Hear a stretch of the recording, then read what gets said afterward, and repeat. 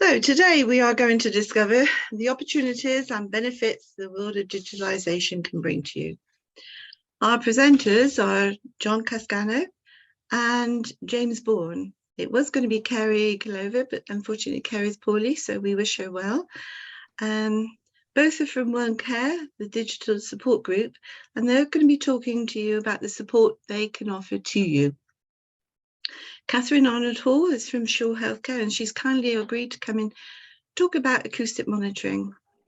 We will have Westley Emmins from Nourish Care here to talk to you about digital care records and the benefits. And then we have Sam James from the BNSSG ICB. Sam is going to inform you about some funding that's available. And providing we don't run out of time, I'm going to talk a little bit about the DSPT, the Data Security Protection Toolkit. So I'm going to stop talking now, and I'm going to hand you straight over to our first speakers, I should say, John Cascano and James Bourne. Thank you, guys. Hi, good morning, everyone. So Alistair, can you, thanks. So we're just going to give an overview of the digital support team from us at OneCare. Next slide, please. So OneCare, we support general practices across Bristol, North Somerset, and South Gloss on a range of activities. One aspect of our work is to support GP practices, pilot projects, and new way of working, helping them to improve the care that's delivered to patients. So this digital care home project that we are working on aims to help you adopt digital tools that will improve the quality of your care, help you work more efficiently, and streamline communication with GPs. Some of the system we can help with include NHS Mail, EMIS Proxy, Microsoft Teams, Ask My GP, and eConsult. The digital support team will work with you to understand the issues that you currently face day to day, so we can present digital solutions that work for your organization. And lastly, we can also signpost you to support from other organizations for systems such as Connecting Care, Respect Plus, and digital social care records. Next slide, please. So one of the key digital interfaces that we provide support with is EMIS Proxy, or patient access, as you may be more familiar with. So this digital interface allows you to order repeat medication via a web portal. It can also be used to view test results and make appointments. And as far as prerequisite is concerned, you require NHS Mail account, DSPT in line with this, and a data sharing agreement between your GP practice and yourselves. And this is where we can support you with. So as far as the benefits of patient access is concerned, so the main one for you is reduce error and missing items, reduce paperwork, automatic audit trails, order medication at any time, improve data security, and ultimately faster responses from the clinicians. As far as us within the digital support team at OneCare, the support that we can provide surrounds account setup, support from the GP practice side in order to enable more care home staff to have access to patient access, troubleshooting on any of the issues you face, and ultimately like setting up EMIS Proxy if you don't have one. And as part of that, setting up a data sharing agreement in place. And these quotations are basically some of the feedback that we have received from various staff working at care homes. So one of them, a care home manager said is very useful to be able to track medication orders, but also see consultation notes to make sure that your care records are correct. And the other one is from a GP practice side, saying care homes have access to information in real time, and it saves time from them having to call the GP practice.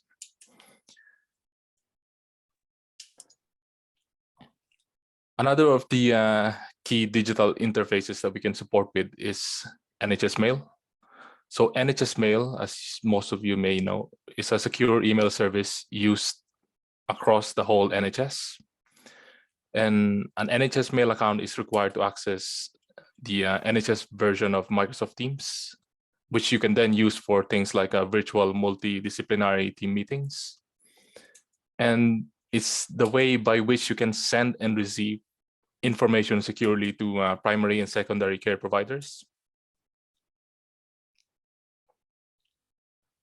So as far as the benefit of NHS Mail is concerned, it's the same system in use in primary and secondary care. Therefore, you will get faster responses. It's a secure system. You can communicate patient identifiable information securely.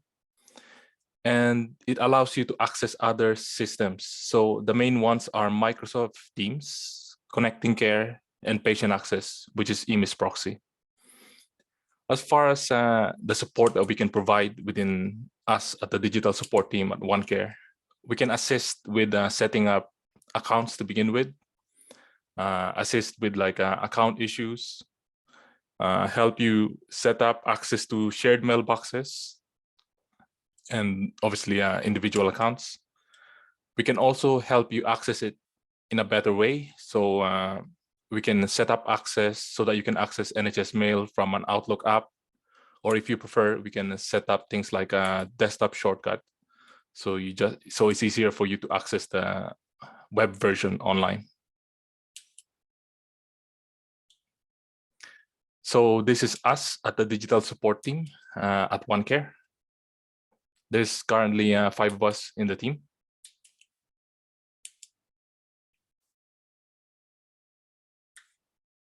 And I'll hand you over to my colleague, James, who will talk more about what you can expect during an initial visit from one of us.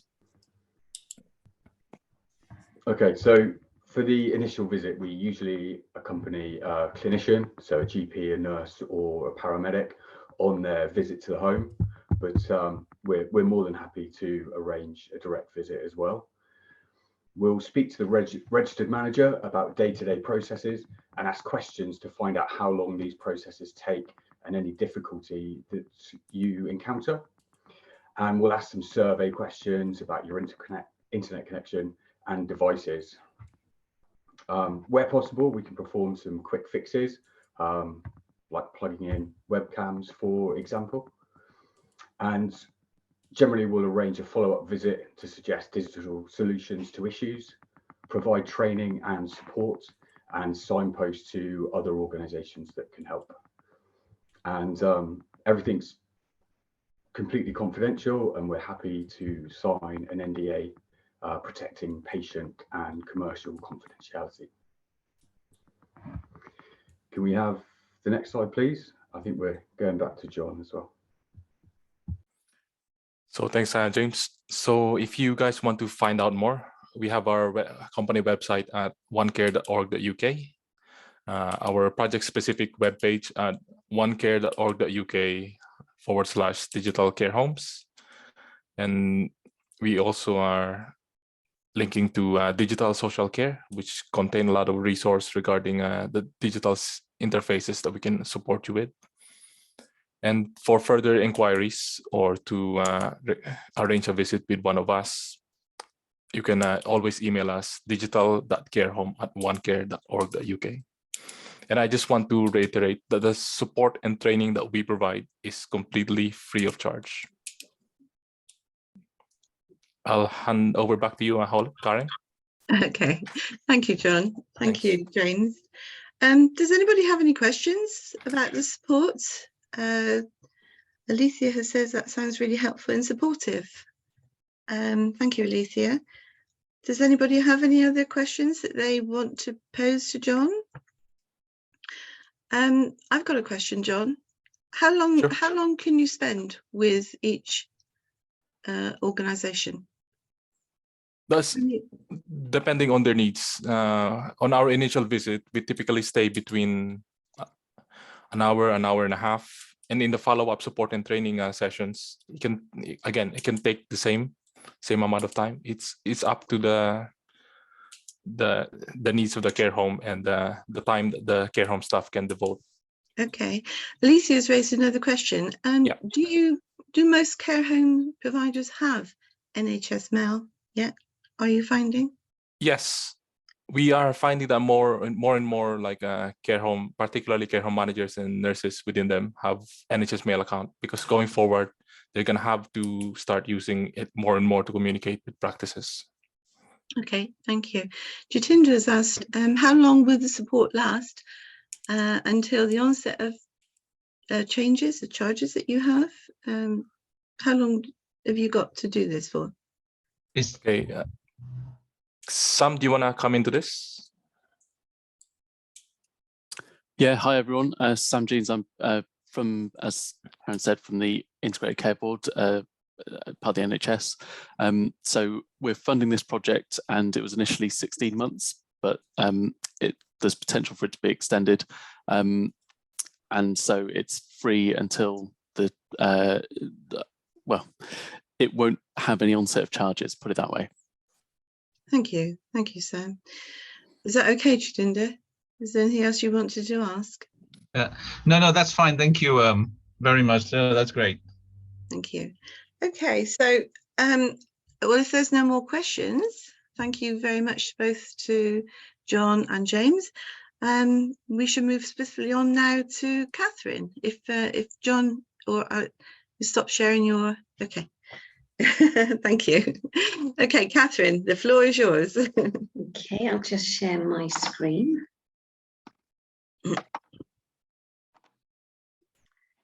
So my name's Catherine and I'm a commercial manager with Shaw Healthcare. A little bit of background on Shaw Healthcare. We were established initially in 1986 and grew steadily through local authority contracts, so that at this point we are now the largest employee-owned healthcare company in the UK, with our employees owning 90% of our business and the Shaw Foundation, which is a grant-making charity, owning 10%. We now cover most of the UK with the exception of Ireland, and deliver a diverse range of care services, basically from daycare services, residential nursing, right through to very complex intermediate care, acquired brain injury services, and some secure hospitals as well. So you'll see that we have quite a range of support services. When we looked at the acoustic monitoring solution in the first instance, we worked with North Somerset County Council, and as Sycamore Lodge is our largest home in the area and excuse me, offers the most diverse range of care services, with being 78 beds across 3 floors, offering residential, respite, general nursing and very specialist dementia nursing care. So we explored the solution and decided that we would work with CLB. They are a Dutch company who have been operating acoustic monitoring services across the Netherlands, Belgium, Spain, UK, and more recently in America for over 20 years, with more than 40 years experience in developing these solutions.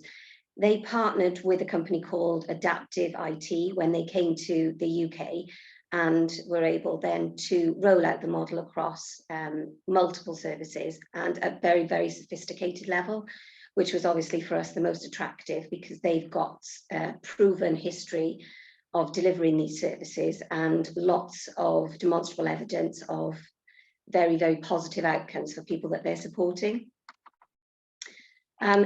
Immediately after implementing this system, we were very quickly able to identify significant benefits for our residents, namely being, very much a better level of care. Staff have so much longer to support people who are in need of care. We were able to significantly reduce the 2 hourly checks, which were the previous method of supporting people, and only responding if people needed specific checks for skin integrity, but then only responding when we needed to because we'd identified a change. So the system works really, you set up a profile per individual, which takes a period of time to identify sounds that they regularly make and although that there is an alert for them, it's within specific parameters for each person. So we're not interrupting people, so they're sleeping for longer periods of night, there's no disturbance. We're managing sleep hygiene in a far better way. We're aware of people's activity during the night.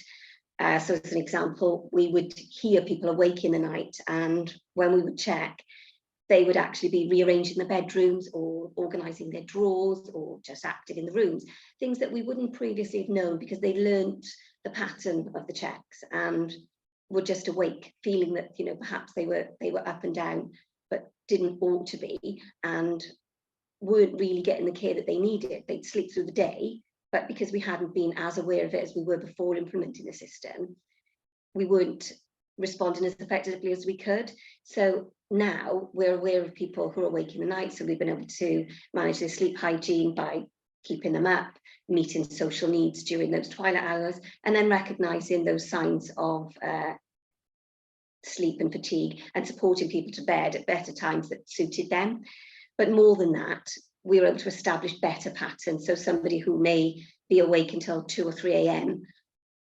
is now sleeping from 10:30, 11, because we've managed their sleep hygiene and they're now in a far better pattern. And because of that, the care that they're receiving is better, and their behaviours during the day are better. They're more alert, they're more responsive, so they're more engaged with their family, they're more engaged with staff, they're having a far better social experience within the service and within their community than they would previously have had, because they would have been fatigued from their nighttime activities. More than that, we're also able to provide a faster response. So as soon as we hear the alert, we are able to attend immediately, identify if there is an issue or a concern, and immediately respond to and deal with that to make sure that person is best supported, however that might look. We're also noticing a significant reduction in falls, and that's largely to do with the fact that we're aware immediately as someone moves and we can respond quite quickly. But because people are less fatigued and they're sleeping better and they're having their needs met, they're less agitated and less prone to falls. So we've seen that significant reduction. Also, people have much more privacy, and that's protected, and that's very much appreciated. We've had some positive feedback about that. People with capacity have noted that they're sleeping, they're not waiting for that check, that knock on the door doesn't disturb them. So they're feeling better and they're feeling more positive about their experience at the home. It also is very supportive in preventing abuse. Not that that was ever a significant issue, but we're aware of audio signals, we're aware of behaviours, we're aware of a conversation. We hear the sound, we can respond to the sound, and as well as being a deterrent, we can manage reporting more significantly as well and more accurately, because what we're able to do is identify when there is a sound in the room, respond to it, and then we've got a full record of when we were first made aware of a potential incident, when we responded to it, the action that we took, and then the resolution, because all of that is recorded on the system, which gives us a full holistic approach and reaction and response time to anything that happens during those nighttime hours. The acoustic monitoring system works very, very efficiently. Somebody goes to bed, the device is activated so that we're aware of it. If something outside their specific personalised profile happens, there's an alert raised, the operator is notified, action is taken, they can notify somebody who's active on the floor, and they will immediately go and respond to that. So it's all very, very quick and very, very effective, and people are supported far more efficiently. This is an example of the device. So you can see this very small and discreet, only is activated during the night time. And this is exactly how it looks. This is on the wall in a resident room. Very small device, very effective, but doesn't pose any overwhelming or distracting visual effects, really. It can be operated through Wi-Fi or can be hardwired, so there isn't any problems if it's to be retrofitted as it was in our service in Sycamore Lodge. and alerts are activated and sent to an operative who manages the system through the night. So you'll see the screens are very, very simple as well. The alert is raised, the operator listens to the sound, they can send that sound to the staff member on the floor so that they can understand what it is that was heard and activated, and then report back exactly the action that was taken. But everything is recorded then on the system and can be reported. What isn't recorded and kept is the sound long term. Under GDPR, we don't do that. So we can hear the sound, and then all of the actions that we take thereafter are recorded and can be pulled off for reporting purposes. We've had some really positive feedback regarding this. You'll see from the CQC website that they're very impressed with the system, and residents and their family members have been very, very positive. One family member noticed that she feels like she's got her dad back, she can have conversations with him, he's more alert and a completely different person when she's visiting now. It's simply because when we've managed his sleep hygiene, he's not disturbed during the nighttime hours and he's actually well rested. So sort of a very, very positive impact on him. Also, what we were able to do is respond very, very quickly to a resident who had become unwell in the night. We'd heard sounds of vomiting that had been picked up through the alerting system. And on listening to that, we knew immediately to respond. And what we were able to then do was support her immediately rather than wait for the nighttime check, which could have been, possibly an hour and a half, 2 hours more, depending on during the night, at which point we performed the last check. But obviously this lady benefited significantly from just having that alert in place. I mean, that's our experience of acoustic monitoring. We're very, very pleased that we've implemented it. And as I said, we see very, very positive benefits for the people that we're supporting. I mean, there are some staffing efficiencies to be made, but that is very specific to the provider, very specific to the care home environment and the needs of the people that you're supporting. But as I said, there are efficiencies to be made in circumstances where you don't need to do the 2-hourly checks on every person in that home. So that's our experience. Sounds a really good system, Catherine. Does anybody have any questions for Catherine? Yeah. So Alistair said, thank you very much. It sounds like it can be really transformative for care homes. Denise has actually put information in the chat that you've probably all read. If anybody would like to know a little bit more about acquiring it or information about it. So you've got no regrets about having it installed? I mean, does the cost outweigh the fact that the benefits? Would you, from what you're saying, it certainly does. It sounds like it, yeah. Yeah, the qualitative benefits, that they're unmatched. We're seeing such an improvement in the quality of life of each person really that's being supported in Sycamore Lodge. There is a licensing fee to be paid each year, but that is well worth it. You get 24-hour support, so if there are any IT issues specific to the system, they're available to support you out. You have a relationship manager allocated to you, so if you need updated training, if you feel that you benefit from a visit, they will come in. They work night shifts as well to support and train staff active on the system during the nighttime hours. And nothing's too much. We've had great relationships with them. Okay, there are a couple of questions, but I think you kind of answered one of them. So Alethea said, is the monitoring done in-house for the home or externally? At the moment, we do it in-house at the service. We are working again with North Somerset Council now to develop the hub, which will mean that the alerts will be monitored externally. And then again, the process, I suppose, will be even more clear, because they will receive the alert, they will notify the home, and the home must then react and send a report back to the hub so that they can close the alert action. So you see the full process there too. So basically somebody is sat watching the monitor. Yes. through the night. Somebody is sat literally waiting for the bells to. And Jitendra said, unless he's missed it, is there also an alarm for the movement as well? So that is the alarm, isn't it? Yes. The notification is the alarm to the center point, which then notifies the home. Yes. Yeah. Okay. So, and James. sorry, Karen. Oh, sorry. Yeah, Sorry, Jitendra. Karen. Yeah. Yeah, I was just wondering, with the movement, what I mean is, so if someone trying to get out of bed, that alarm would go off, basically, is it? Yes. Okay, thank you. My understanding is, correct me if I'm wrong, but once it's installed, it kind of it takes a week or so to sort of monitor the movement, the normal movement, and then anything outside of that normal movement is then what triggers the alarm. Is that correct? Precisely that, yes. Yeah. Okay. James has said, how long does it take to install and implement? It was as quickly as you're prepared to work with the company, really. So ours was very quick. We did an upgrade to our IT systems just so that we could be confident that we had everything in place.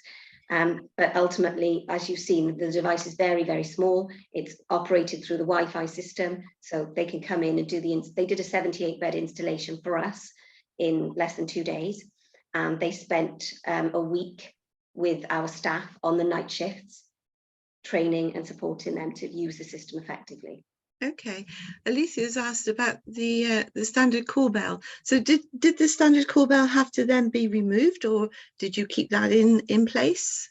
We keep that in place because obviously that's used for people who are in their rooms during the day anyway. And there are some people that will action the call bell still. But we hear all of those sounds during the night anyway. I mean, we do have some people who will just speak and ask for a cup of tea during the night because we hear that. Yeah. Okay. So do you set it so, say, from 7 p.m. to say 7 a.m. or is it sort of like our night shift starts at 10 o'clock. So, but it's when people go to bed. Okay. So we do have staff active on the floor, but what you have to bear in mind is the profile is set. So if you've still got lots of people active in the home, all around the home, that was going to trigger the alarm. So if you've got footsteps in the corridors outside, or you've got lots of talking and activity, that's going to trigger an alarm because it's outside of the profile. So it's most effective when most people are in bed. And so what we're tending to do is when we have people who like to wander, we're creating a space where we can meet their needs. So there's a nighttime lounge area. So that's where we'll monitor and support and meet people's social needs. And then as they start to show signs of fatigue, then we'll support them to bed. And that's done very quietly so that other people who are already in bed will continue to be resting. Okay. Well, it sounds an impressive system, I must be honest. Does anybody have any more questions? Is there maybe, as you know, you might think of something later on. You can either maybe ask the questions at the end, or we can you can contact me and we can contact Catherine. So Catherine, thank you. Oh, there's somebody else that's come in. Hang on, just let me read. So Denise, CRB is great, and there are some other used systems such as, okay, there's lots of systems on there. So you can have a read of what Denise has put on here, which is helpful for you. It's great tools. So thank you, Denise. Catherine, thank you so much for coming and joining us today. It's very kind of you, and it's great to hear about it, because I know a lot of people are a little bit sort of, well, do we need that, or should we have that? Can we have the cost? You know, what's the pitfalls and what's the actual benefits? So clearly you see it as beneficial, and it's working well for you. So thank you very much for coming along. No problem. If you could stop sharing your screen now, and without any further ado, we'll move swiftly on to Wesley. Thanks, Karen. I need to make you host so you can share your screen. Yes, please. Okay. That'd be There you go. fantastic. You should be okay now. Yeah. Hopefully that is that sharing? Yes, we can see. Nourish Care. Thank you. Over to you. Okay. So yeah, thanks Karen, and good morning everyone, and thanks for your time this morning. My name's Wes. I'm one of the digital transformation advisors here at Nourish. And today I'll be running through a handful of slides fairly quickly, just due to time, which explains a little bit about who we are, what we do here at Nourish, and how we support care providers on their digital journeys. Wes, just to let you know, we're okay for time, so you can have an extra 5-10 minutes if you wish. Thank you. Excellent. I can go to town then, Karen. All good. After the slides, I'll also be providing a short demonstration, an overview how your care teams can record evidence care at their fingertips on the go through the Nourish app. And then afterwards we'll just open it up if there's any questions, and we'll do our best to answer those. I'm also joined, you probably noticed Denise on the chatter, but I'm joined by my colleague Denise. Denise manages the partnerships we have here at Nourish with all the various ICSs and what have you. So if you are thinking about exploring funding for your digital care records, then Denise should be able to answer any questions you might have. Okay, then I'll just move on. So when we started Nourish, which was back 7-8 years ago, our intentions and aim was always focused around improving care for the people we support. So the majority of the team that we have here at Nourish actually come from care backgrounds. So Nourish was always designed specifically for carers to use. However, we also understand the importance for you as managers and owners and directors to have full visibility of the care. So having an understanding of what's going on and being able to make better informed decisions is really important to what we do here. Okay, just look through too much. So I didn't really want to labour too much on this slide and about the amount of services that we provide. What I will quickly sort of touch upon though is the variety and different types of care providers that we work with and support. So we work with some of the largest residential providers in the country, but also some really specialist learning disability, supported living, things like children's services as well. So all care settings we cater for here at Nourish.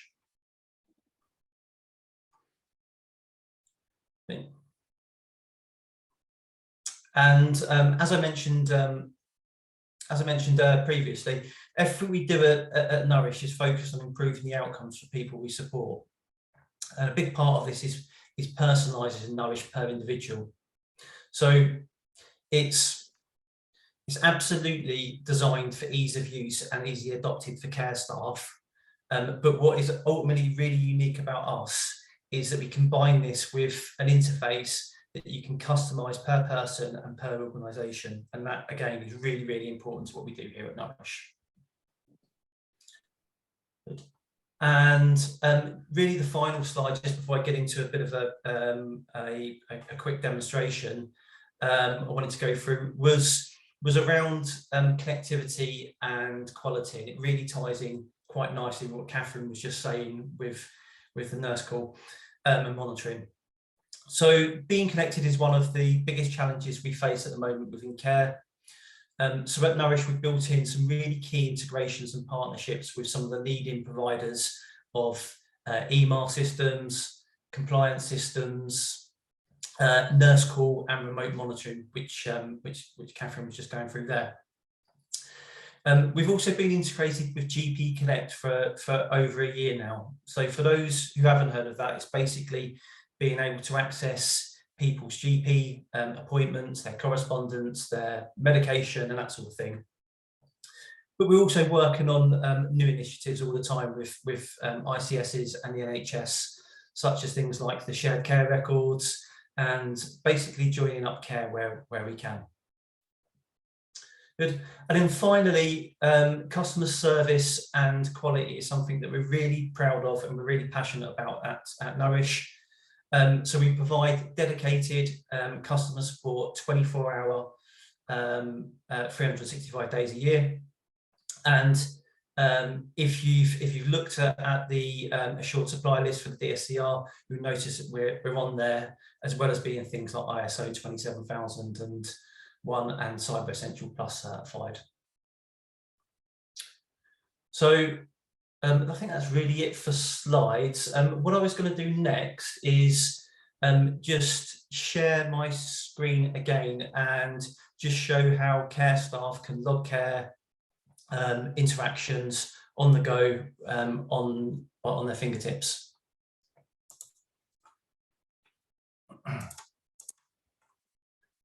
Okay, so apologies if this is coming across a little bit small on the screen, but I'm actually presenting directly through my handheld device here through an app.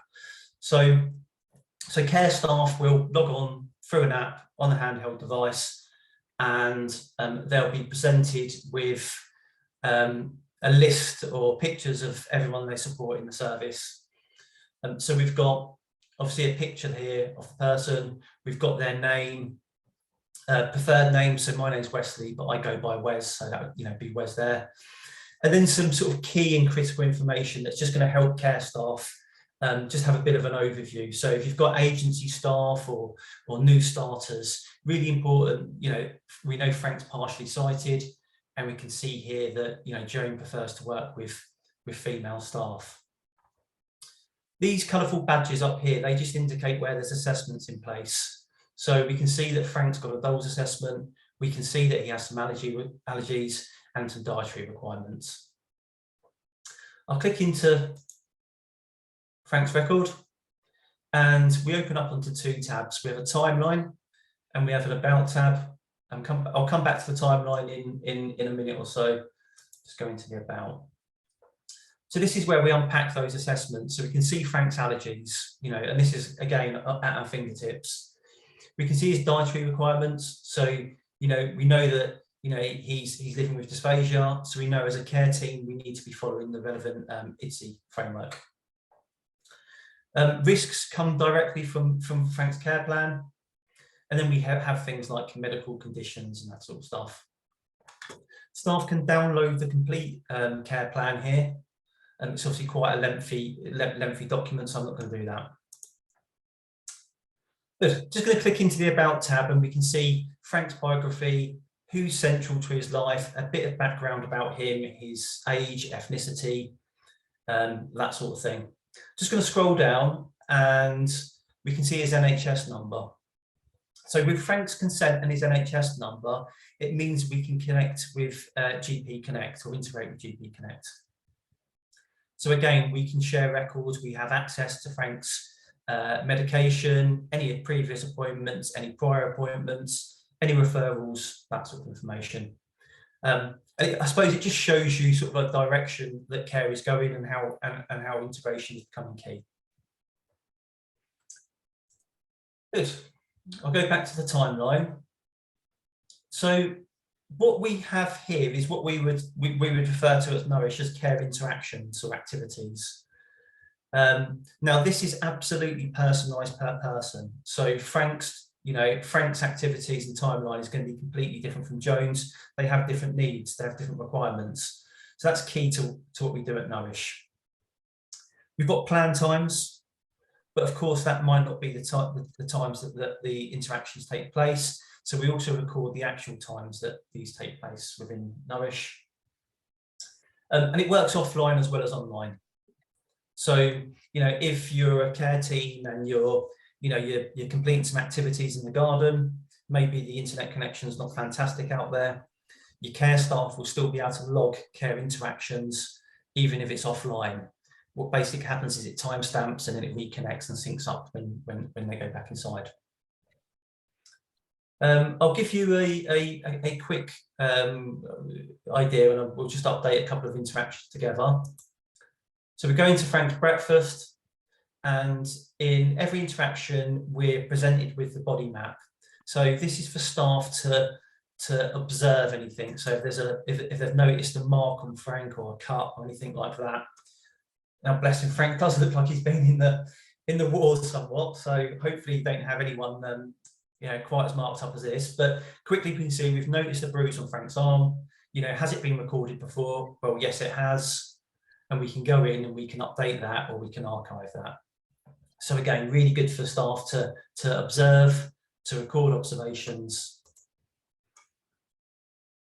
Okay, and then we have supporting documents. So you don't have to use supporting documents, but you can use supporting documents. So little visual prompts for Frank or the care staff. You know, if Frank likes a drink in his favourite mug, or you know, anything like that, then again, little prompt. And then how this interaction links in with Frank's support or care plan. I want to quickly show you this. So this is obviously breakfast. With the care plans, we use the same template here at Nourish, which is always about the commissioned or identified needs, what we're trying to achieve, and then how we're going to be achieving that. So I'll just scroll down. And then the risks as well. So we'd import a risk assessment. So there's obviously Frank's with dysphagia, there's a risk of choking here. The likelihood is medium. The impact is obviously quite major if that was to happen. And then using the 5x5 risk assessment scale, we get an overall score there of 12. So that's how we build interactions. They link in directly with Frank's support or care plan. Just going to update this plan now. So choices offered, and Frank's made those choices independently. These can all be amended, these little options on here. So with drop downs, selection boxes, tick boxes. What was offered? Let's just say toast, cereal. Amount. So Frank's all of his breakfast today. And then what was eaten? So let's just say toast and jam. And then we can add daily notes, and we can include these in the handover. So we can type these in, but we can also do speech to text. Frank enjoyed his breakfast in the garden and said how much he's looking forward to family visiting today. So a lot quicker than actually typing. We use Google for that, so it's like really good for regional accents or anything along those lines. We'd add that to the handover if we wanted to. We could do things like have drop-down options as well for staff to add. Come to the bottom, we've just got some save buttons. Green button saves the interaction. Amber button raises a medium alert, and red raises a critical alert. I don't have any concerns here, so I'm just going to save that as green. Okay, so that's how we raise or update interactions through Nourish. I'll just show you how we sort of raise an alarm. So just give you another example. I'm not going to click into the body map of the summary because I showed you that. Let's say choices were offered, and we'll say Frank declined. Did Frank join in today? Well, no, he didn't. And what was the activity? Let's say watching a movie. And you know, we can do things like with all the, we can add pictures. So I'm just going to take a picture. It's obviously a bad example because it's not a movie and we didn't join in.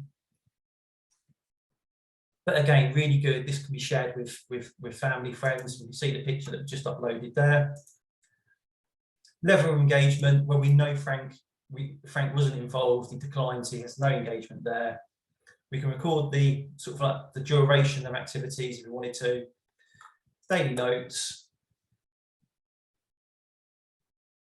Frank refused to join in and complained of a headache.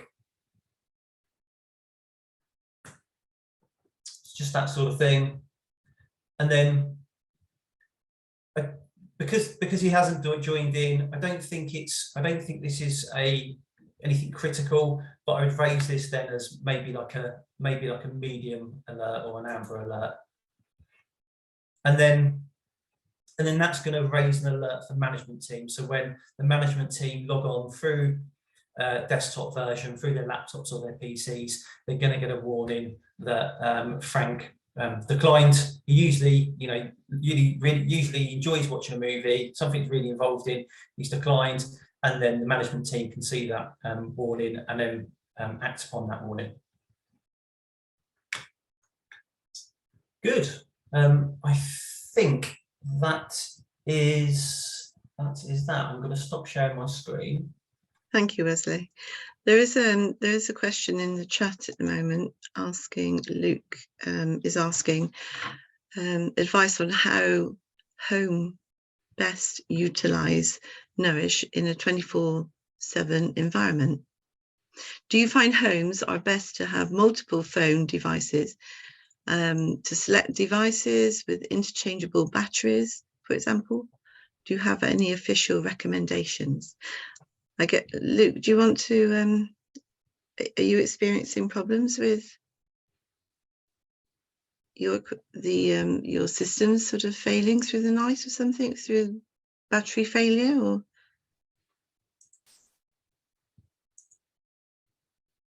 no, I mean, do you want me to answer that? yeah, please go on. So how we find it being used really well, and I get asked this quite a lot, is what devices should people use? And the answer is that you can either source a device yourself, or we supply the devices as well. We usually recommend actually that devices are supplied through Nourish. The reason we do that is because we can control the mobile device management. So we can monitor the software remotely, we can monitor the hardware, monitor the app, and then we can do things like we can lock the devices down. So stopping people accessing social media. Now, I'm not saying they would, but we can do that sort of thing. And then with the amount of devices, if we're talking about a sort of a care home environment, what I would usually recommend is one device per carer per shift. And then what would happen is at the end of their shift, they hand the device in, and then you give that to to whoever's coming onto the new shifts. So that's what I see generally working pretty well, if that helps. I suppose, I mean, if you're doing that, you're using it's a constant use of the actual device itself. And I guess really, if it's requiring recharge, you've got like a gap, haven't you? I know from experience that there's other, it does cause a bit of a problem if you can't use the device if it's not charged. So it's yeah, I mean, and that's always a consideration as well. So do you have one or two extra devices that are still on charge while so you've got the surplus going? Yeah, okay. So there's a.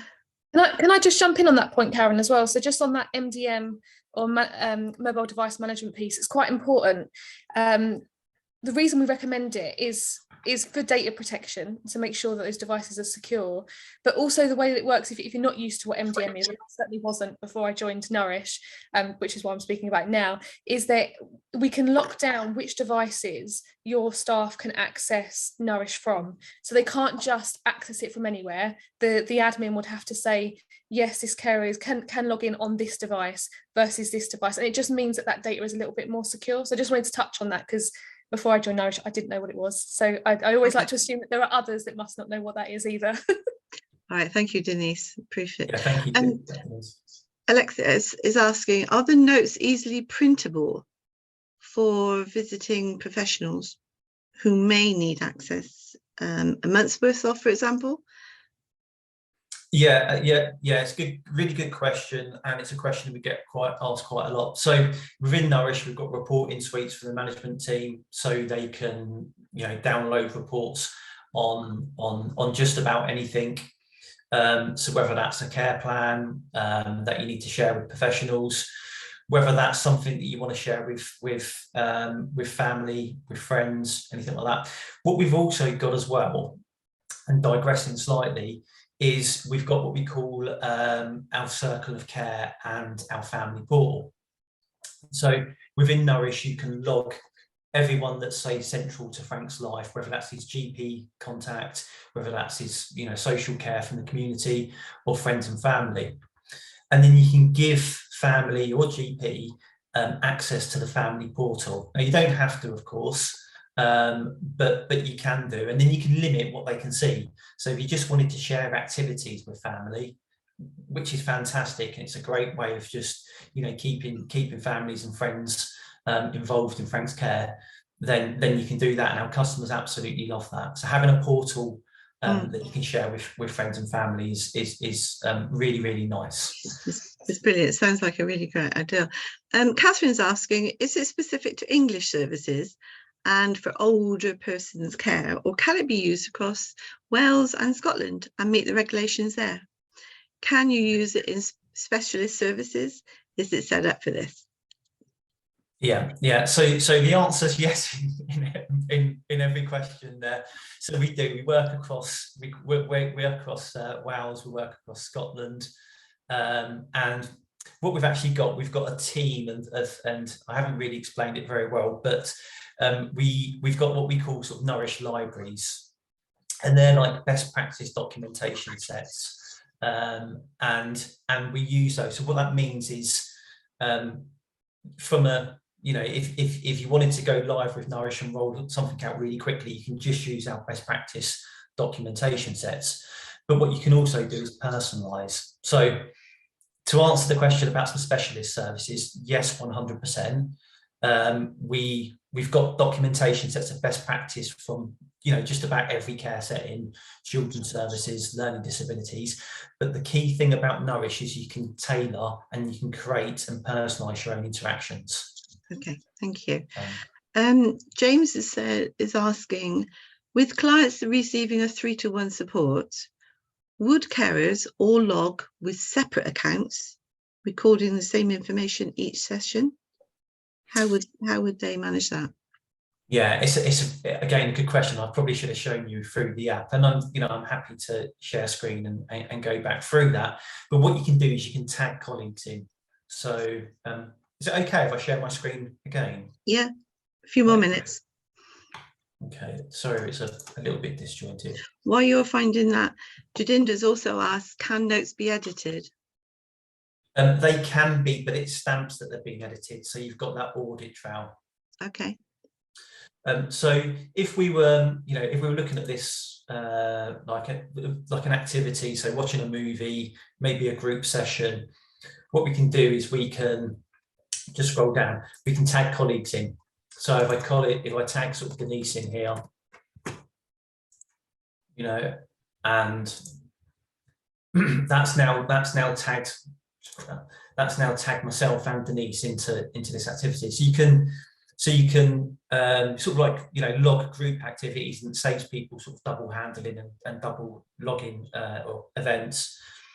What you can also do, if you've got sort of like things like activities where maybe it's a group session, rather than again logging that individually for each person, you can actually log that as a group activity. So you record it once and it goes onto Frank's record, Joan's record, and sort of Peter's record.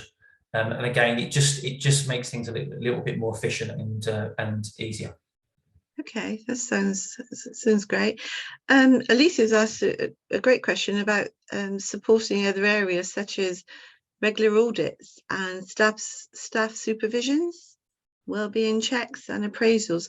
So does this system sort of lend itself towards supporting those type of audits? It does, yes. So just to give you an idea, so audits, go through sort of service management. So give you like an example, something like a maintenance record. Please describe the maintenance concerns. So we could say something like a faulty light bulb. And that's, where is it? It's in Frank's room. Have you got a maintenance team there? Not sure, but if you have, you can assign the maintenance role to teams. If it was say like a broken chair or broken table or something, again, you can upload a picture. This is check taps, but you can personalize this. This might be, check the door handles, check windows, and that sort of stuff. And that's going to raise an alert for the maintenance team. Same with audits, you can raise an audit. Yeah, so so the answer is yes, basically. Thank you, that's brilliant. There's no more questions on the chat. Has anybody got a quick question they want to, or there's just one more come up? Before I read that, I just really wanted to say, Denise has suggested that you seek advice, everybody seeks advice from your digital care planning provider and get them to explore integration options available to you. So the advice is seek advice, I think.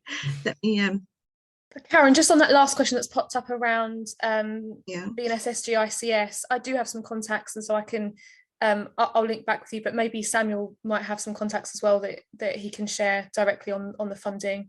Okay. And just if I might, Karen, I just want to say on that integration point, so one of my key roles at Nourish is to work with our technology ecosystem to make sure that our customers are able to do all of the things that they want to do with Nourish as the central point, because what you don't want is to have to log into lots and lots of different systems every day. You don't want to have to log into a maintenance system and, you know, an EMR system, a remote monitoring system. So what we do at Nourish is we see ourselves as, you'll hear us talk about integrations and best of breed, but really you can picture it as Nourish as the central system that you log into, and then we do the hard job of making sure that all those other bits of kit that you like, that you've already got, or maybe you're thinking of getting, can integrate in, so you've got that single place to log in. And it's also really important in terms of that outcome piece for your residents as well, the people you care for, that we've got that single stream of data that can then feed into your ICS systems as well. So I just wanted to make that point, that we don't claim to be a single solution for that very reason, that we think there is a whole ecosystem to be part of. I'll shut up now. All right, thank you, Denise. Okay, well, Wesley, thank you very much for your presentation this morning. It's very useful for people to hear and see what is available to them. So it all comes together, all very much does. So if there's no more further questions for Wesley, I'm going to hand you over to Sam, and Sam is going to tell you a little bit about funding availability, I believe. Is that right, Sam? That's right, yep. Thanks, Karen. I don't have any slides, so I've put up my face, I'm afraid, for this little bit, but it's, yeah, just information about the chance for funding. So it's really great to be able to see one of the digital social care records in action there, sort of just to highlight what the advantages are. And that's been recognised by NHS England. So I'm from the Integrated Care Board, which is part of the NHS, and we've successfully bid with our local authorities colleagues to get some funding. It's quite a substantial amount to be able to help social care providers that don't have a social care record to be able to implement and pay for the first year for support and maintenance. So obviously, with what you've seen from Wesley, they can help. You know, they're massively helpful having a digital social care record, and they're shown to save care home staff time, which is a massive advantage to care homes, and this means they can spend more time supporting residents to keep them healthier. So it's an all-round benefit really for both the adult social care in the local authorities, plus the primary and secondary care in the NHS. So everybody's really keen that everybody's got basically the funding so that they can be able to implement one of these systems, and there are 10 approved systems, so of which Nourish is one, and that funding is really for one of those 10. And then in terms of which one to choose, obviously that could be quite daunting if you don't know anything about the systems and what they can do. There is quite a lot of information online, and the One Care digital support team that you've heard from today are able to help you with what to consider when making that decision on which suits your care setting best. But obviously the decision is up to you as the care home, which one it is that you think would be best suited for your care home needs, you know, the size of the care home and what you need it to integrate with. So the next steps, and this does link to Luke's question, there's a letter coming out from the local authority with an expression of interest form to complete to be able to be considered for the funding, and this will be sent to all care homes that we're aware of that have either confirmed they don't have a digital social care record or haven't contacted us at all in terms of responding to surveys or whatever to say that they do or don't. So we know that a lot of these social care settings probably do have a digital social care record. So if you do get one of these letters and you already have a digital social care record, feel free to let us know so that we can inform NHS England about how many do and don't, because that's part of our funding agreement, and it means that they'll be more likely to fund the Bristol, North Somerset and South Gloucestershire area in future if we can provide the data, you know, that they've spending the money and they want to know how it's being spent. So if we can get that information back, then that, like I say, will make them much more likely to be look favourably on us for future funding. So yeah, I suppose the next steps, keep a lookout for the letter, get back to the One Care Digital Care Homes team with your social care record system name, or alternatively back to the local authority adult social care contact whose name and email address will be in the letter with that expression of interest for funding to implement a digital social care record system.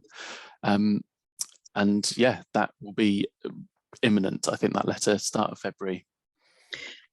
Sam, is there a sort of sell by date for the letter for people to respond to you by? Do you remember? Yes, so there's a couple of care home provider forums in the local authorities, and this we brought up again there. So it's, I think, about a week after those care provider forums have happened, so that there's, you know, as maximum exposure to the fact that this is happening, and then a nice short deadline, because the expression of interest form is going to be short and sweet. So it's just, do you have one? Would you like one? And would you like funding? Yes or no? And that's back to us. Brilliant. So the message is, don't ignore the letter then, basically, isn't it? Exactly that, yes. Get back to, and as you say, then John and his team can help. There's a question from Luke. Do you have aged, outdated digital? Okay.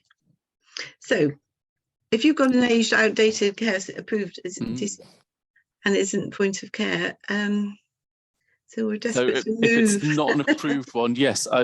So that's a really good question, and it was one I was pondering as people were talking. I thought someone would ask. I'm not 100% sure, but it'd be definitely worth putting in the expression of interest to say, you know, that you don't have one of the approved systems and yours is ready for renewal, so that, you know, like I say, it is quite a substantial amount of funding. So there's the likelihood is that we would be, like I say, looking favourably on care homes that are keen to invest and update. But to reiterate, it is relating to the homes that are assured systems. Sorry, right. The systems that are assured on the digital social care website that do apply to this funding. Any of the systems outside of that, it doesn't apply. So it sounds like, Luke, it's a good timing for you to change and to invest and investigate what's going on. Okay. Does anybody have any questions for Sam? Or I think it's quite clear. Receive the letter and respond to the letter. Exactly that, yeah. And thanks for giving me time on this webinar. No, it's great. Thank you so much for doing so. Okay, so time-wise, we're okay. And so it's my turn.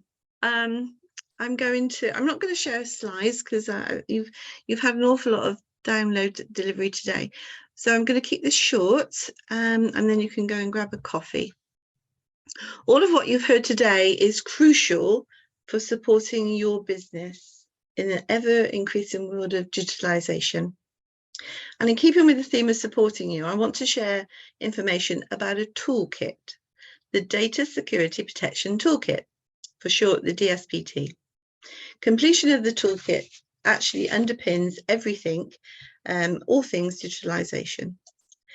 The toolkit is designed to help keep you and your business safe, as safe as possible from fraudsters and hackers, and those people who think nothing of stealing and hampering your business.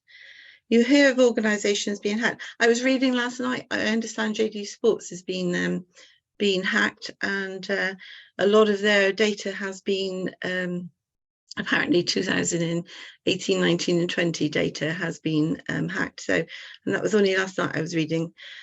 If you go on the ICO website, you will see horror stories of many, many cyber attacks. So the aim of the DSPT is to help you, to train your staff and keep them informed on data security. It guides you on your policy and procedures, and it helps and supports you with regard to your IT systems that you use and how you keep the systems up to date, to keep one step ahead of the cyber attacks. If you haven't completed the toolkit, and I know there are many of you on here today that has, but there are some that hasn't. And if you haven't completed it, don't panic. I can help you.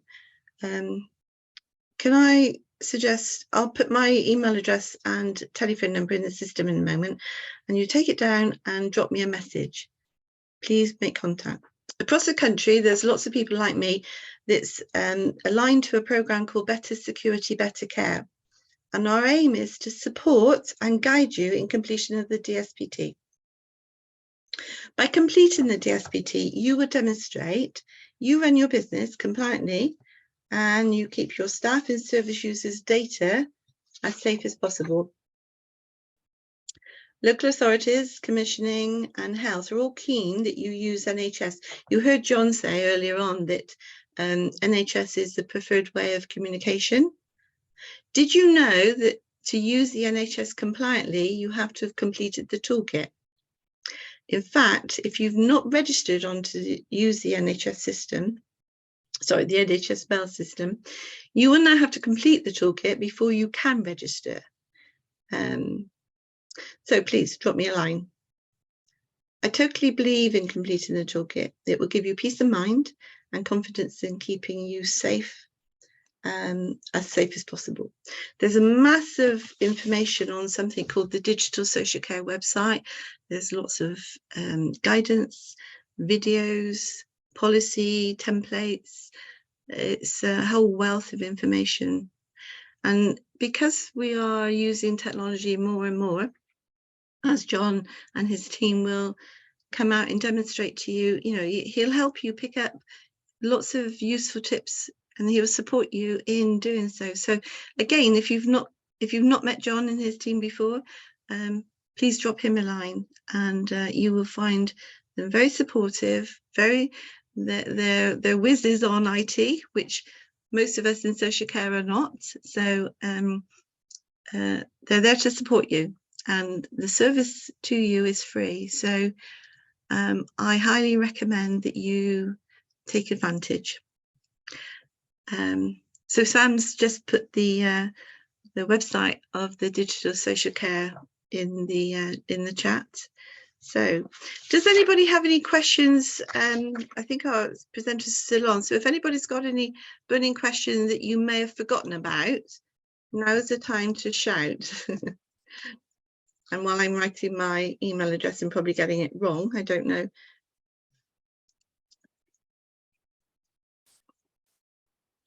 Multitask. I'm a woman. I can't multitask. It's shameful. I think that's right. Okay, there's my email address. Anybody wants to? My telephone number is. Right, that's me. If anybody wants to jot it down and want to make contact with me, I will be delighted to hear from you. So I'm going to stop. If we've got no more questions, don't think so. John's put something else in the team, in the chat, sorry. Okay, thank you, John. So email address if you want to contact the team. So I'm going to stop recording.